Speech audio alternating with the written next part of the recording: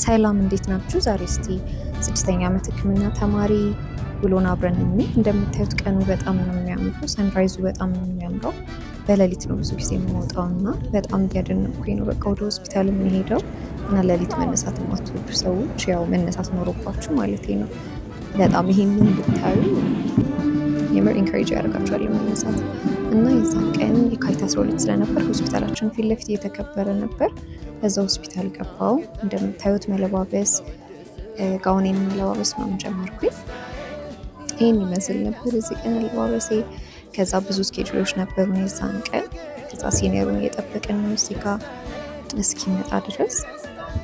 የዛ መጣና ስኬጁላችን አደረግን። ከዛ ደግሞ ሴሚናርም ነበረን እና ከዛ ስኬጁላችንን ጨርሰን ሌላ ፕሮግራም ነበረኝ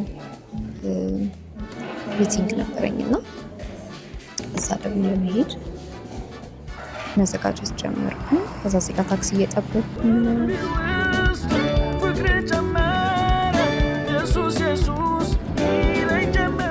ምሳ በላው። ከዛ በኋላ እንደዚህ አይነት ኮፊ ሀውሶች በጣም ነው የምወደው እና እዛ ሄድኩኝ።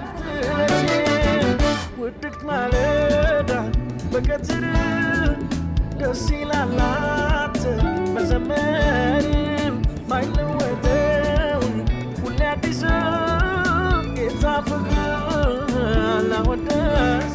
ከዛ ቸርች መሄድ ነበረብኝ የዛን ቀንና ተመለስኩኝ። ወደ ቸርች ሄድኩኝ እና ወደ ቤት ስመለስ በጣም መሽቶ ነበር የዛን ቀን። ያው አውትፊቴን ሙሉን ላሳያችሁ ብዬ ነው።